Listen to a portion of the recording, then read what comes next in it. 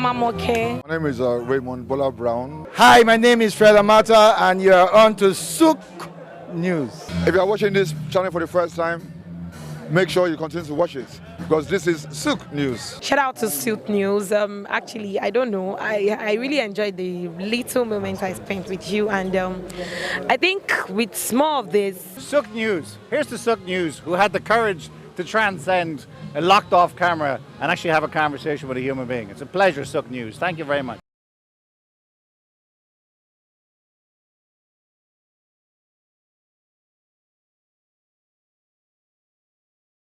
Broad Street.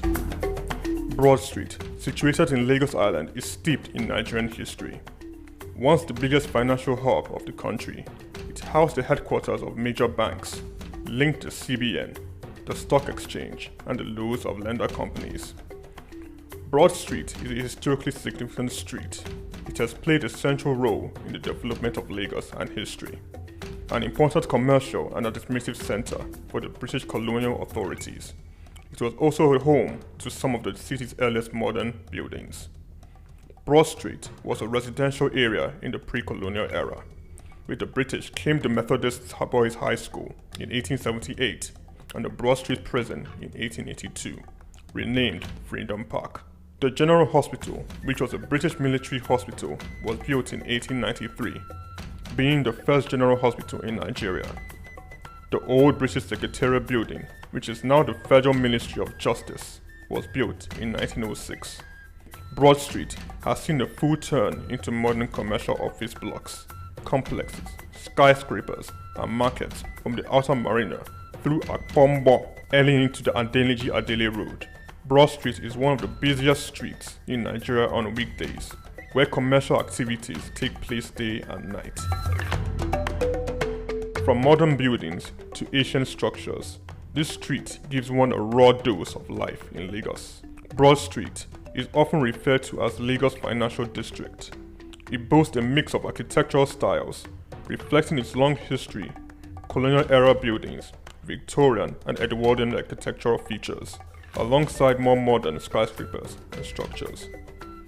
Broad Street remains a vital, vibrant part of the Nigerian economy. Broad Street.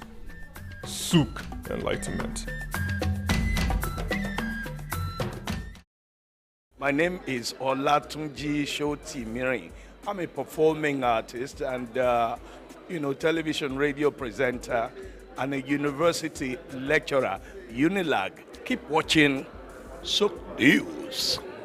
Hello everyone, my name is Kenny Black, Africa's finest music comedian, and you're watching SOUQ News. If you're not watching SOUQ News, I pity you, but keep watching SOUQ News. Hello everyone, my name is Timmy Dakolo, and you're watching SOUQ News. Stay tuned. Hi, my name is Wisdom Oluwaseun Okoko, co-founder Orbit Africa Properties. I'm live at SOUQ News. Guys, keep watching SOUQ News for everything that concerns business, economy, politics, news. SOUQ News is your station. The National Theatre, Igomu. Built during the military regime of Olusegun Obasanjo and finished in the time for the Second World Festival of Black Arts and Culture, FESTAC, in 1977. The theatre holds amazing treasures and memories. The artworks fill everyone with pride. The National Arts Theatre is visible from the motorway which connects Lagos Island and the mainland. The National Theatre is packed with the artworks of a legendary contemporary Nigerian artist, stained glass walls by Yusuf Grillo, sculptures and murals by Lamidi Fakeye, Erabo Emopai, and many others. It was put to full use for a month as one of the 4 venues of the Second World Black and African Festival of Arts and Culture, tagged FESTAC 77. The complex hosted 16,000 participants from 56 African countries and the diaspora in an unprecedented showcase of African music, fine art, literature, drama, dance, and religion. The National Art Theatre was built and designed by Techno Expert Stroll, a Bulgarian company mirroring the Palace of Culture and Sports in Varna, Bulgaria. Completed in 1976, The building is one of the largest and most beautiful of its kind on the African continent. It consists of a central hall with 5,000 seats, a collapsible stage that can be quickly rebuilt, a conference hall with 1,600 seats, 2 large exhibition halls, and 2 cinemas with 800 seats each.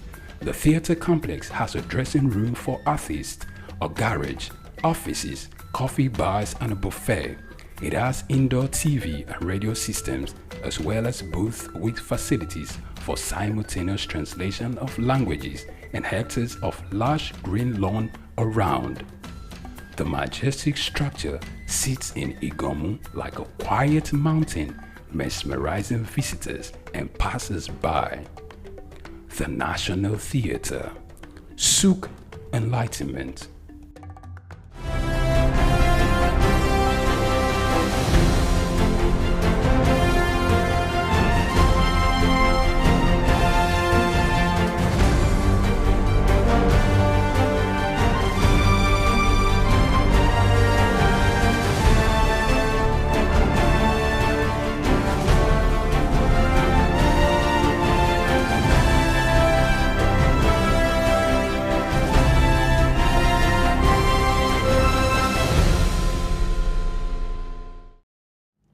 Hello and welcome to SOUQ Pulse. It's that program, your program, and our time again, where we look at not just issues, we look at things that touch every family, every business, nations. We look at policies, we look at money movements, we look at who is making the money, we also look at who is losing it. We check where is the profit and losses coming from. We look at how can we make businesses, strategies, partnerships better. Who is giving the money? Who is collecting it? Are they able to pay back? Are they sustaining the real essences where businesses are supposed to thrive? It's SOUQ Pulse, and my name is Chuks, John-Rogers Chuks. Today we will be talking about something that concerns a whole lot of African countries. People will say what we're talking about today bites deep and it's a bit personal. So when the ball gets to your court and you feel it, you see it, because you will see it not just within yourself, but within your own locality. You will be able to identify them. Then we'll start looking for solutions. How can we get better? How can we make better? How can we make changes? But before we get into that particular space, I'm still the privileged child, and I have with me the one and only Dr. Idahosa. Good afternoon, sir. Chuks, afternoon. You're welcome, Good to be sir. here. You're a bit quiet in this introduction today. I'm okay. You're okay. Just okay. Okay, good. I hope I've not offended you with this topic. Well, I won't be able to say no offense at all. Okay. But I know what's going on in your mind a bit. So today we are looking at the politics of industrial locations in Africa. Let me break it down. What exactly, when it comes to the minds of politicians, when it comes to those that end up taking the decisions of citing certain industries, be it production factories, be it institutes, be it universities, what exactly is the motive at the end of the day when they take those decisions and put those particular industries, things that are supposed to change communities, change lives, make us move forward? What exactly is in their mind when they take some of the decisions that we look at and want to shout? Things that won't make us want to cringe. Let me take an example. In the early 70s, before we got to this particular age where we were, a particular set of industry that had to be a refinery was taken to somewhere in Kaduna, in Nigeria. And at that point in time, there was nothing like oil exploration on that side of the divide, which means the raw material needed to be moved from where it was being produced far away, cross lands, cross farms, cross communities, cross states, down to that particular place. And if we follow the basic rules of simple economics, which everyone, for those that decided to study economics in secondary school, were taught, the major thing you look out for when you're citing industry is low-cost theory. It's that simple. Transportation. How easy is it to move both man, machine, raw material? Labor. How easy is it to get labor for that particular industry where you're putting it? Then the raw material itself, how easy is it to bring it from production, processing, to where you are going to use it? Before now start talking about clusters. But now we are now looking at the political landscape in Africa. How has it made the leaders, in quote, use their own powers? I'm not trying to hold anyone responsible, but what goes in their mind for them to take some of these decisions and cite these industries? So, sir, I'm coming straight to you. For a lot of industries, institutions, institutes, production, non-production, that we see being cited across Africa, has it been done, some of them, has it been done based on merit, based on the best place to put this for the best site of production? Because you've ended up seeing some of them going moribund. Well, when we talk and focus on state-owned corporations, I'll tell you that political consideration rank over and above economic consideration. But the same may not be true for privately owned companies or corporations. Because like you know, the goal of every businessman is how to leverage every opportunity and make good profits. Okay. So when businessmen are thinking, they are thinking profits. Anything that will reduce from that profit, they won't do that. They don't do business for charity or social service. But for state corporation in Africa, because of the nature of our politics, we find that political consideration far outweighs economic consideration. Okay. And that is what, Freeman Clark said, James Freeman Clark, that politicians think about the next election, and it's only statesmen who thinks about the next generation. So we've had crops of politicians in Africa whose primary goal, primary focus is the next election. So whatever little things that you will do that will advance that cause of winning the next election is the most pragmatic and is the most reasonable in their thinking. Okay. Now, before we go very far into politics, we also have issues of ethnicity. Well, you see, ethnicity is driven by politics. So, see, politics is defined very simply by David Easton as who gets what, when, and how.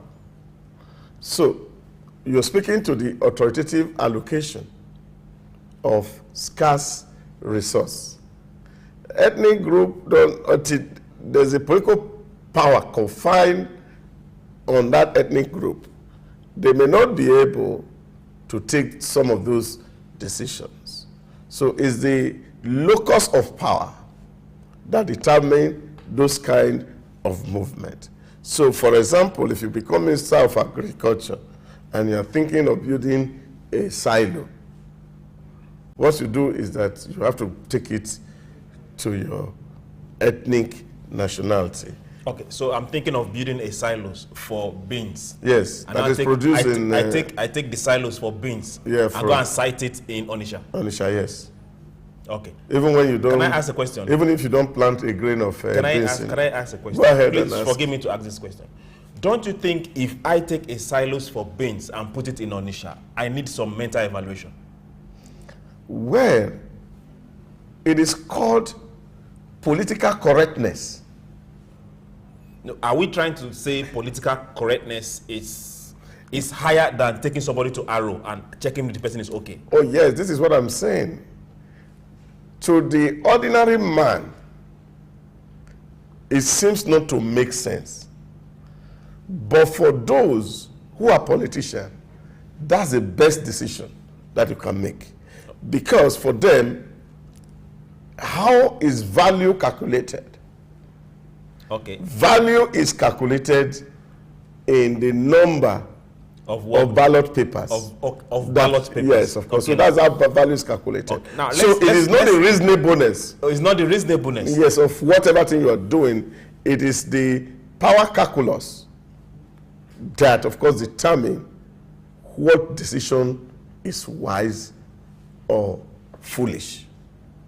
And this is why you see most of the time, you will hear within Africa context, when politicians says to you, we can't give money to the enemy to fight us.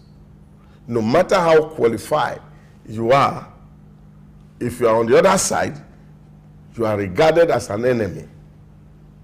And therefore, you will not be empowered to become an albatross. Okay. Let me hold us of power. Are you, these quotes that are coming, they're full of wisdom. But now, are you quoting on behalf of the politician? Or you are quoting on behalf of what is happening? Well, I am not speaking for the politicians. What I'm just stating is the obvious. And this is what cut across politics, whether it is here in Africa or elsewhere. And of course, I said Freeman Clark, who made that quote, lives in America. So he says, is politicians think only about next election. The only people who can be thinking about the next generation is the statesmen. But unfortunately in Africa, we've not been lucky enough to have statesmen who are thinking about the next generation. So you only have had politicians, whether they are appointed or they are elected. Now, the primary consideration is how to win power. How to win the next election. Election, so okay. that is what it is. Okay, now, we are looking for best means, best practices, whatever we can do to get productive. And now we have government that has scarce resources, but still more resources than private organizations. Yeah. Put together. No. The math is wrong. The math is wrong? Yes, the mathematics is wrong. Okay. When you government has more resources than an individual. Than one individual? Yes. Yeah, but cumulatively. No, cumulatively, no. I'm looking at one individual. Yes. I'm not looking at cumulatively. Take for example, if you look at the Nigerian economy, for example. Okay. The total GDP of Nigeria put at about between 450 500 billion US dollars. Okay. Only about 24% of that value is in the hands of government. Yes. The rest is in the hands of the private sector. Cumulatively. Cumulatively, yeah. Good. Not just one. Not just one individual. Okay. Yeah. And now, you know where I'm coming from. Okay. Good. Which means government on its own, when they decide to say, let's take a high chunk of the budget and fund a particular industry, which means we know that that industry is receiving a high chunk from the budget. Now, that particular decision, which happens to not just come from one person, people sit, they agree, and they now take that particular chunk of budget and fund that industry and site it in a very wrong place, and that industry folds or doesn't work, or after many years, we still can't see any profit from it.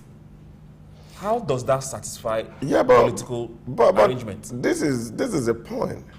I had a privilege to have sat with a commissioner in one of the northern states, Borno State precisely. And he told me of all the effort that government in Borno has made to set up real factories, industries that can produce good things. And said all the investment done is only one that is producing plastic chairs that seems to be working. And there's deliberate attempt to ensure that those ones are not working. So this is what I'm saying.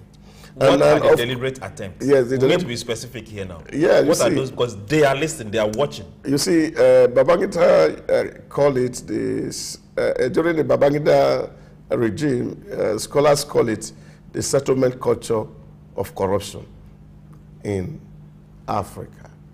You see, what we do here is... Can you define this settlement culture of corruption? It's as simple.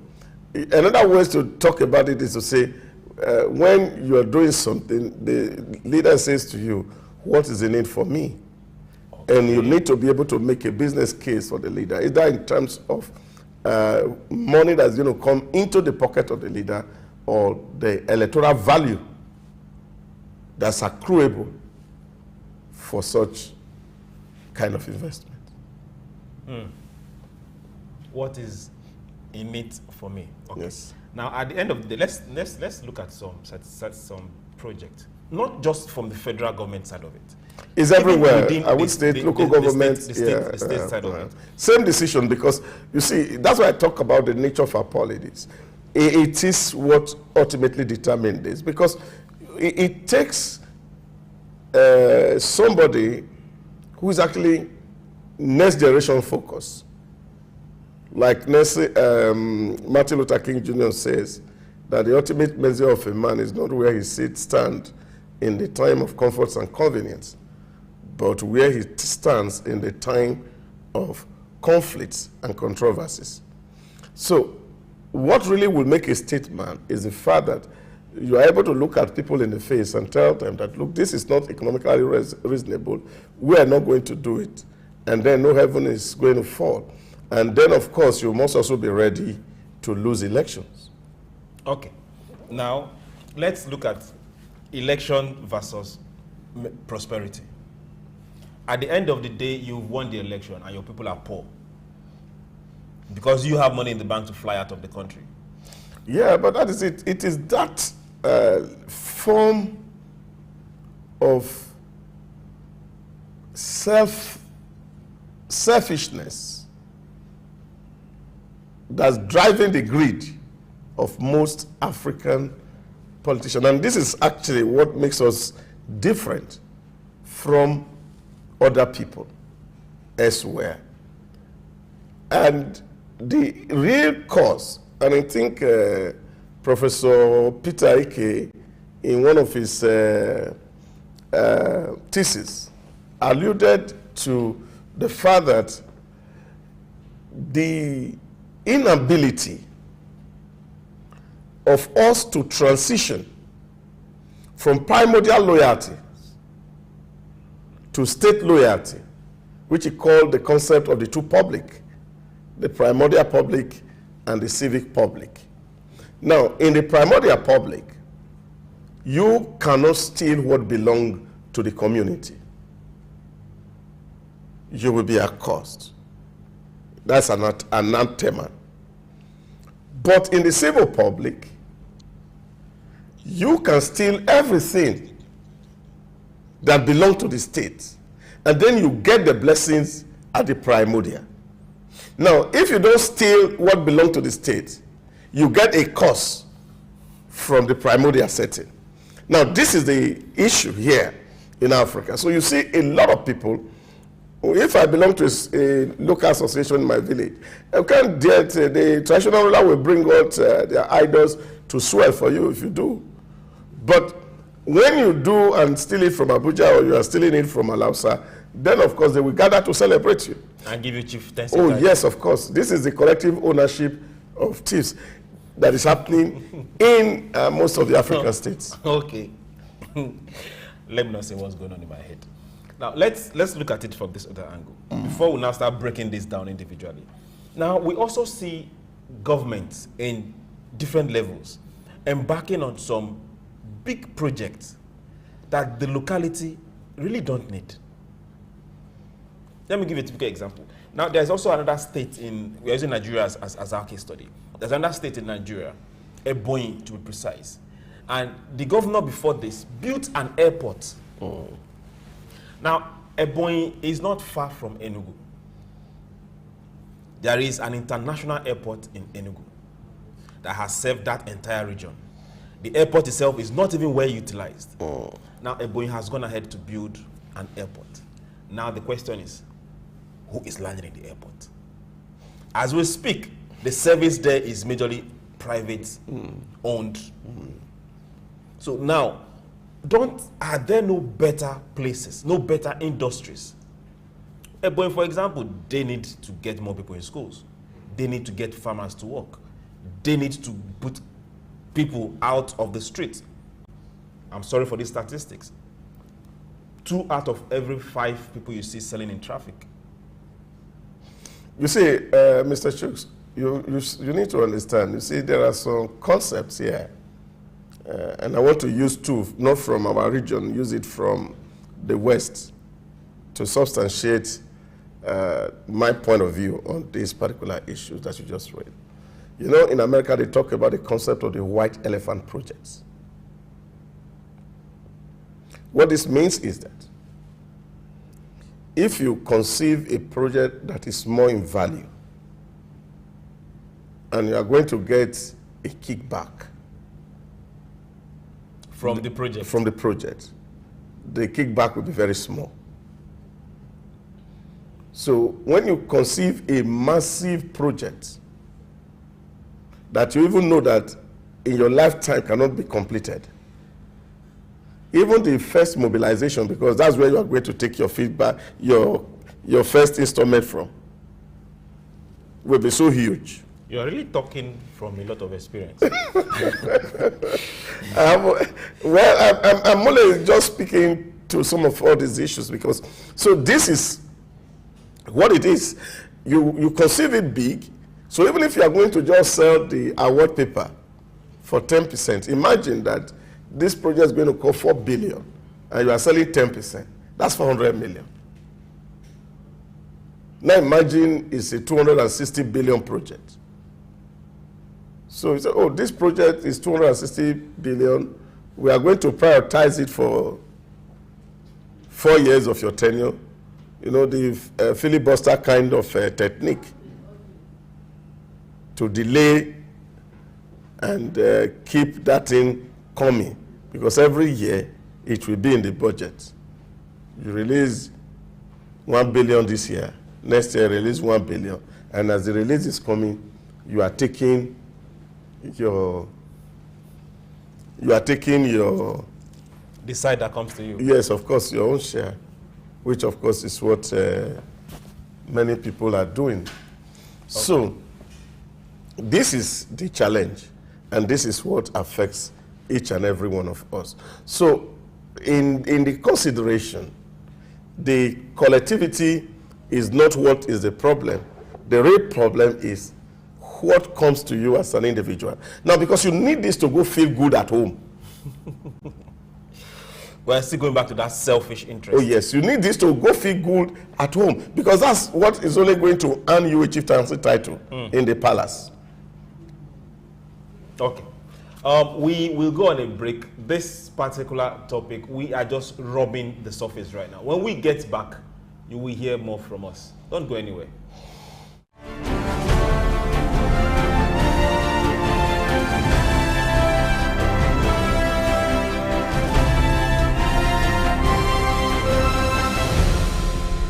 Tafawa Balewa Square, TBS. Tafawa Balewa Square was initially used as a horsing ground called Lagos Race Course. The edifice was constructed by General Yakubu Gowon in 1972 and named after Nigeria's first Prime Minister, Sir Tafawa Balewa. Tafawa Balewa Square is located at 45/57 Marse Bangboshe Street on Lagos Island, Lagos, and referred to as TBS. TBS is a 50,000-seater capacity venue and houses the Remembrance Arcade, the 26-story Independence House, which at a time was the country's tallest building. When Lagos served as the country's seat of government, the National Assembly Complex was within the TBS. Also in the square are the National Broadcasting Commission Office, the Nigerian Hydrological Services Agency Office, shopping centers, travel agencies, restaurants, car parking lots, and a bus terminal. Tafawa Balewa Square is adorned with beautiful statues of white horses and red eagles, symbols of strength and dignity. Our historic neighbors include the King's College and the Holy Cross Cathedral. Tafawa Balewa Square hosted some of the country's memorable events, such as the Independence Day in 1960, when Nigeria gained independence from Britain, the Armed Forces Remembrance Day, which is celebrated annually on January 15. The edifice is a national cultural asset. Tafawa Balewa Square, SOUQ Enlightenment.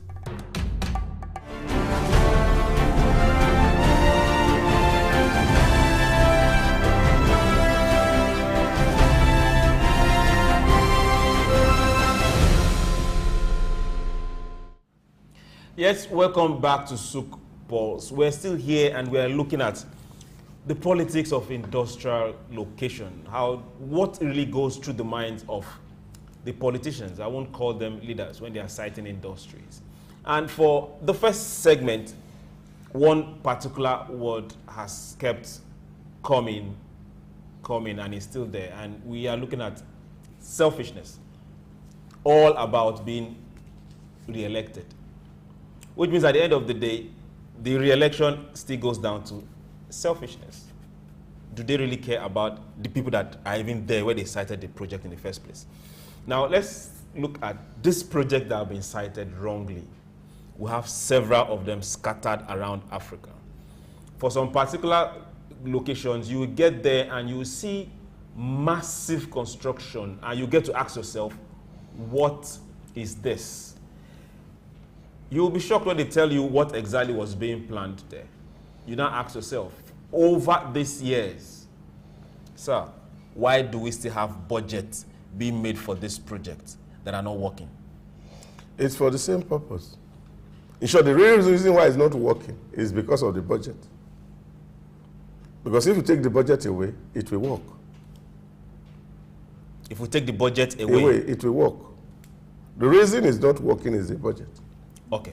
You know, my professor used to tell us something in class those days when we were now graduates, that if a particular situation is benefiting an individual, he seeks to perpetuate that situation so that it can continue to benefit him. So the more the problem persists, the better it is for those who create the confusion in the first place. So why do you create those confusion? Is so that you can continue to seek rent from that source. You continue to seek when you call it rent?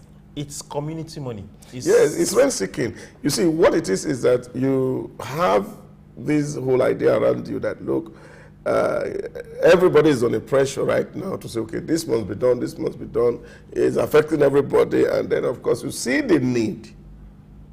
You don't even need them to put pressure on you to release more money. So as you are releasing the money, they are sabotaging the process so that it doesn't work, so that the money will continue to come. So this is a problem, and this is why a lot of people believe that states in Africa really cannot run enterprises that can be successful, because what is at stake is not the value which that particular enterprise is going to bring to the generality of the people. What is at stake is what these people are going to get.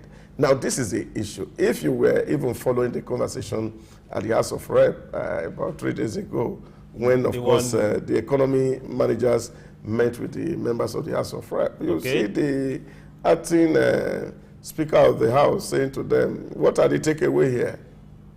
Prioritize our projects in the budget.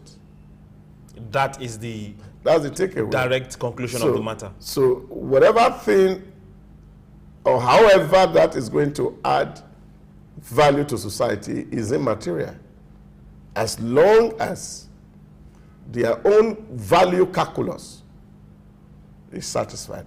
Now, what is that value? They have to be in the 11th Assembly. Okay. So there was something to tell your people that, yes, we have been in Abuja for the past 4 years, and we want you to send us back again. And we have been able to do this for you, do this for you. So whether they are functional or not functional is actually immaterial. So this is the real challenge. And so if we must be serious about what we are doing, some of the things that we're advocating at our national discourse, they will find a place. Okay, let's go this way. I think we've had this personal talk before, and let me still see where you stand. Can we say government has no business doing business? Not at all. Not just government. Some African countries that their government have no business doing business. I think so far so good. In Africa, government just should function as regulators. Even in the regulatory function of government is also a problem, because that's also what is creating the raising the risk for the ease of doing business in Africa. Because if you look through all African states, businesses are overregulated. And that is why you can't see corporations really surviving, because they're not making big business. So that's why my own philosophy is that any government who wants to be pro-poor had to be pro-business. Because you cannot solve the problem of poverty without empowering their business, because government can't do it. Okay. When government cites an industry, they pass a budget, they tell you in the budget we are going to cite this industry. They can build that industry for 5, 10, 15 years. Some they are still building, even when they started before I was born. Yeah. That building is still on the pipeline. Yes. Have you not grown up to hear that word, that there's a project is on the pipeline? Is the pipeline we've not seen yet.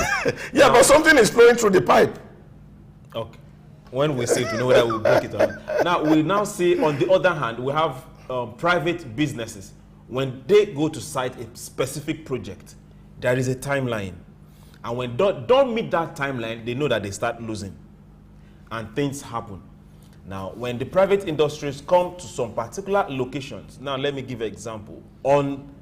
Across the Niger, they come to cite a particular industry. We now start having issues of people within that same locality trying to milk them even before that construction is done. Whereas the government might not face that, because they have the force of the security to make sure nobody come close. But on the other side, private individuals, private companies face that kind of issue. Yeah. How can we sort that out? Well, like they say, whatever is tolerated by a generation eventually become the norm and embraced by the generation that is coming after it. So what are you seeing here? You're seeing that everybody, like Fela said, has his own locus of power. You remember that song by Fela? I'll try and remember it Yes. after this show. Even Omolake. He gets in power. He gets in power. Over in Omolanke. Oh, yes. Everywhere. Everywhere. So everybody is exercising a form of power. And that's because the culture is flowing from on top. This is what the issues are. And this is what is playing out. So you stay in your place and then you hold it very tight and then get your rent. Because if you cannot go to Abuja to seek rent, at least you can sit in your locality and seek the rent. And seek the rent. From something you didn't work for. You don't need, because those in Abuja are not working, so those in Idahosa are not working. So what's the motivation to work? Okay. Now let's diversify. Let's go to manpower. Still using Nigeria as a case study. We have an issue where we've had the oil industry for well over 50 years. Now, we expect that by now, unlike what is obtainable in other climes, in other nations, we should have professionals that are independently manning this industry after this number of years. But we still have expatriates. Now, where is government going to stand and play a role in saying, hey, we cited this industry, this is part of what was signed before this industry was cited, because it was part of it. Now we've cited it whether rightly or wrongly, yet the things that were signed for this industry to work is not being done. We still have expatriates. We still sign MOU. Mm-hmm. Yeah, but I think here again, the fundamental issue is the fact that when you have the right intention of doing something, your whole heart will be about that particular thing you want to do, because you want to see it succeed. You see, we are talking about hard projects. You know, there's also some self projects. I remember in 2006, one of our presidents, when they wanted to do National Identification Scheme, and in 2006, the whole hype was on, we need to know where and all of it. And then the man asked, are they going to use it to vote? And he said, well, we can use it to vote. That was the last we heard about that project.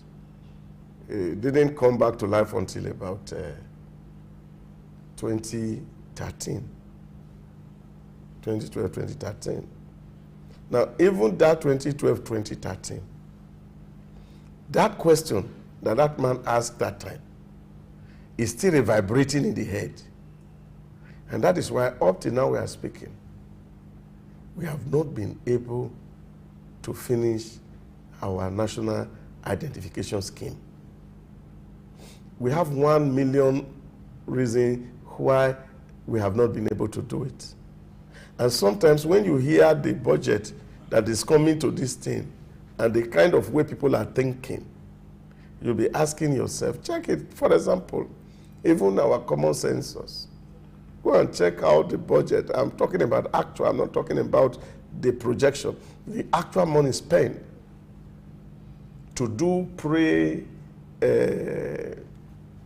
constituency delimitations. And training. And training. Go and check how much money that enter into it. We've not seen the census yet. Yeah, you would think that people needed to earn a degree to just go and count people in the house. So this is the problem. So what you're seeing here is the fact that somebody is deliberately using the platform to make life good. You remember that slogan we used to have, better life for rural women. Okay. Before we look for these rural women that we've not seen their life better, let's go back to the first example you gave. We talked about silos being put in the wrong places. Now, for the silos that we've even had, a lot of them they are gone. Let's not just say they are gone. Now, we have people with vast cultivation of tomato within the middle belt and towards the north. Now, we also have yam within the middle belt and a little bit towards the north.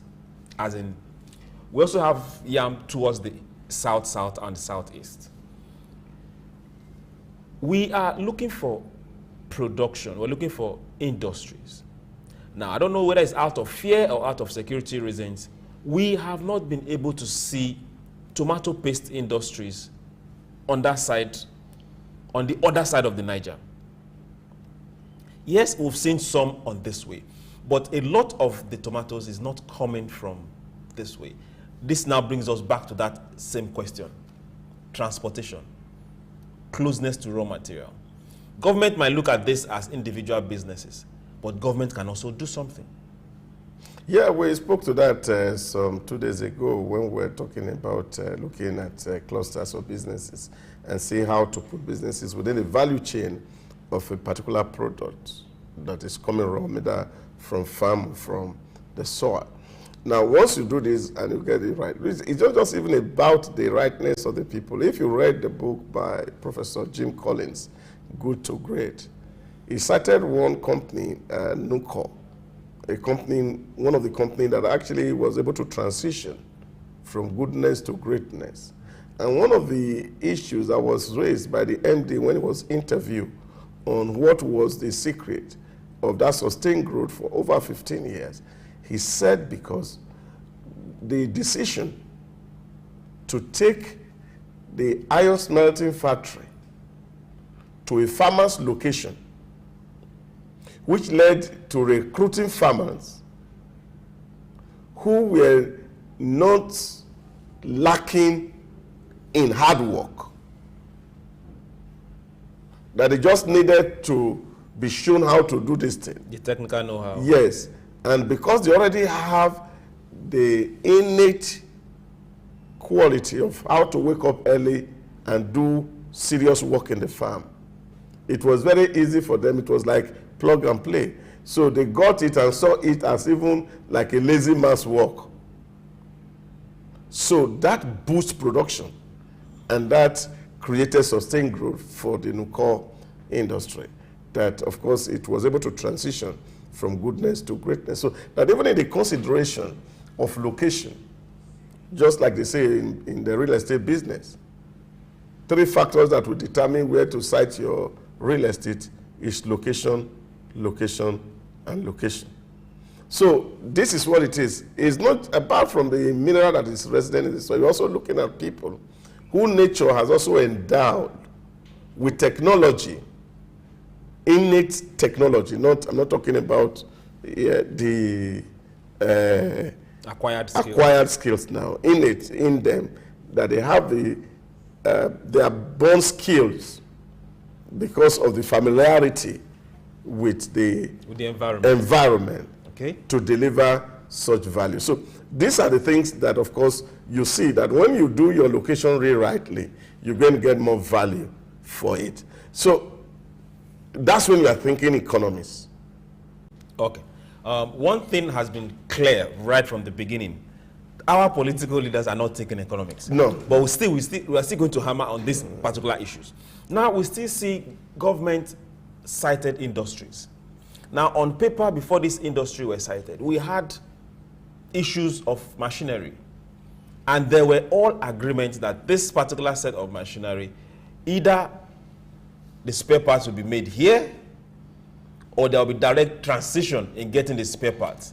Now we are gone years down the line. Apart from these industries not completed, machineries are not working. And none is still being made here.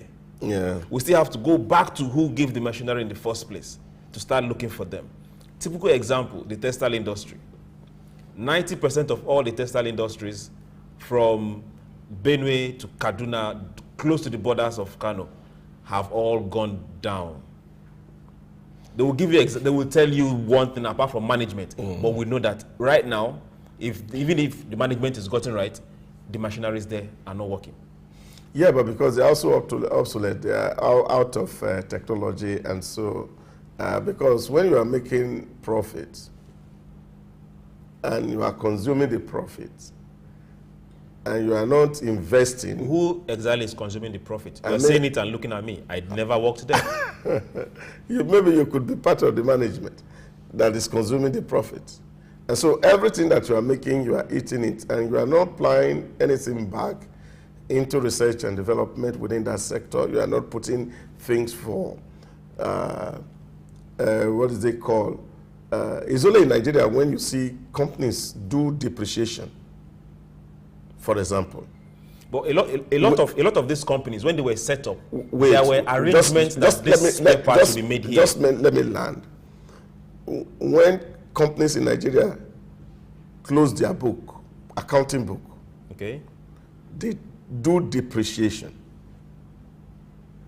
In Nigeria, those depreciation are actually supposed to be an amount. Maybe you work out of all you collect, 15% is earmarked as depreciation for that asset.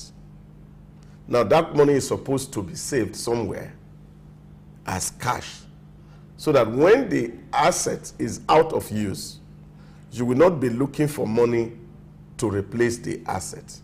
Now, it's only in Nigeria that the accounting system allows depreciation without physical cash in the bank. So we say, oh, our asset has depreciated by 15% this year, but the physical cash is not anywhere in the bank. So that when the machine breaks down, you have somewhere to go to pull out money to repair. So whatever you get, you eat all of them. And that's why I'm so very happy with the kind of language that our president is using, Because the other day I heard him saying that we should not eat seed, that the only thing that we can eat is fruit. So African leaders over the years... There is seed in the fruit. Yes, African leaders over the years, we have eaten both seed and the fruits. And this is a very big problem. And even in eating fruit, we need to also be very wary of certain things we do. And this is really the reason behind failures of policy in Africa. Just because they said there was a riot in Kano and Niger State earlier this week, our government is unsettled. And I sat down yesterday and I was just thinking about the Bible story I read about Egypt and the drought.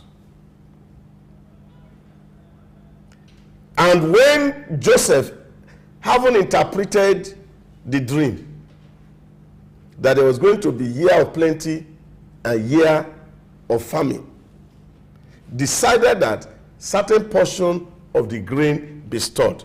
And so they were storing the grain. When the year of plenty came, everybody was enjoying it. But when the year of hardship came, what happened? The Egyptians were buying the grain. They bought it. Now, when they have finished spending their money, they didn't have money. They used their animals to buy. When the animals finished, they used their cattle to buy. When there was no more cattle, they sold their land to buy. And when at the end of the day they had no money, they sold themselves. And Pharaoh acquired all Egyptians. And they were producing the same land that they sold to Pharaoh. Pharaoh employed them to be working the land. And he was giving them food to eat from the land. Now, that is how to think. Okay. Should I interpret what you just said directly or indirectly? Anyhow. Okay. So at what point in time should we hold those responsible for bringing us to where we are right now? Based on this industry. Yeah, but you see... No, let's look at it based on this particular industries that have been cited, that have been paid for, and that are not working. This is the point that I'm making. Who are we going to hold responsible? Who was there when those contracts were given? No. Somebody signed off on those contracts. Somebody signed those contracts. Most of these things... Somebody sent people to go there and implement. Yes. Somebody called for them. We should start holding people responsible. Yeah, some of all these things that were done, those who did it receive a red carpet welcome in their village to their primordial settings. They've done well. When you say primordial settings, it will go above people's head. Call it in their village. Yes, that's what I mean. Yes, yeah. In their community. In their community. Yes, so for every Nigerian, so for them, they have done the best of things. So when you are thinking of bringing this kind of person to book, it's seen as witch hunting, as ethnic cleansing. So that because it's not from your ethnic group, now you are trying to witch hunt them for doing certain things for their people. That is the way it's seen. Now, but here... the question is, the people that say that others are witch hunting your son, your daughter, for making decisions that have not favored the nation. Have your own village or state, is it better off? The hunger in the land, is it not affecting them too? Are they living better off? The locations where, for example, these industries are sited, they are even worse off. Because nothing is happening there. This particular industry, if that was the right one, I could have employed you. Do you have the employment? No. You know, but this is what I'm saying to you. Because if you have not been a key player in some of the things that are happening around, so you can take some of all these issues. So this is the way politicization of all our issues are done. Take, for example, people are clamoring now that they're saying, move back farm to Lagos, for God's sake. Now, the people who move farm to Abuja knew that farm had no offices in Abuja for their directors and their staff. The question, now, since we are talking about farm, can I ask a question? Let me land, because this is part of the issues that we are having the conversation around. Okay. Now, when farm was moved to Abuja, now, when the Honorable Minister of Aviation was speaking that day, he said that in a year, air ticket alone For those that were coming back, they need something in Lagos, they want to take to Abuja, cost Nigeria over 480 billion naira. Not million. So, what's the rationale of moving it? And now, what is the conversion you are seeing at the price? You are seeing at closer. So, oh, this man came and he's taking everything back to his own village. So, this narration is capable of costing you electoral victory. So is electoral. Let's go back to the our introduction. Is electoral victory more important than leaving a legacy? Now, depending on where you stand, and that's why I said depending on where you are standing. That's why I mentioned that Martin Luther King says the ultimate measure of a man is where he stands in the face of controversy and crisis. Okay, now and that is to mean that that person is a statesman. Now, if you are not a statesman, I'm not sure you are aware of how much it costs to win election in Nigeria, for example. Like, remember, I asked and you in most African countries for that matter. I have to ask you this question: are you speaking on behalf of the politician, or you're speaking on behalf of Dr. Idahosa? Now let's come back this way. Now we get to see some of these projects. For those that have been done, they've been done. For those that have been cited, they've been cited. For those that are moribund, they are moribund. For those that are, as we speak, useless, let's say it as it is, they are useless. Now, what can the people do when they see this kind of trend rearing up his head again? Let's say somebody wake up tomorrow and say, I'm taking University of Marine Engineering to Sokoto. What should the people do? Yeah, I think what we can do is we need a statesman to step into office. What if it's that statesman that says he's going to do it? What should the people that are led do? Yeah, you know, when you have a statesman come into an office and is not thinking about the next election, is not thinking about what is going to gain in the immediate, and is just thinking about the future generation, and then also willing to sacrifice ambition on the altar of prosperity, then you can have this happen. And that is what many African states have not been privileged to have. Somebody who can take a decision and say, this is what I want to do it. And that's why you see, if you take, for example, all the stories we tell around Rwanda, is because you have one man who is a statesman. And he really doesn't care what anybody think or feel, but is determined to achieve a purpose for his people. Why he may not be popular within the elite circle, but among the very poor of the poor, which he governed, he has an interesting measure of popularity. So this is where I think many leaders in Africa will need to learn some lessons in terms of managing diversity. There's a case of Lin Kuan Yew, who was of a Chinese tribe in Singapore, having to force his children to learn to speak Malay and send them to Malay school to identify with the poor people among the Malay, to remove the toga of bias because he belonged to the major ethnic group, because the Chinese in Singapore constitutes over 60% of the population.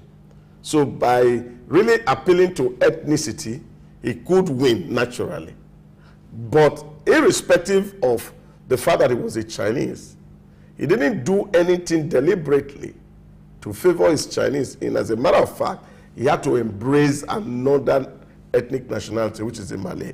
And these, of course, endear him to the Malays and to the Indians, because they saw that he was not favoring unnecessarily the people within his clan, which, of course, is a very big problem we have today, cronyism in government. So This, of course, elevated his integrity among the people. And so for 33 years, he enjoyed the support of all the 3 major ethnic groups in Singapore. So you need a patriotic and a statesman to be able to do this. And so people say that the actions that you are taking, you are not doing it because you have anything to benefit, but you're doing it because of the future which you represent. But like I said, the real issue here in Africa, which of course is the conversation that we must sit down and have as a people, is the fact that why I hear people talk about the cost of governance on a daily basis. What is my real concern is not the cost of governance. It is the cost of electioneering that's actually the issue.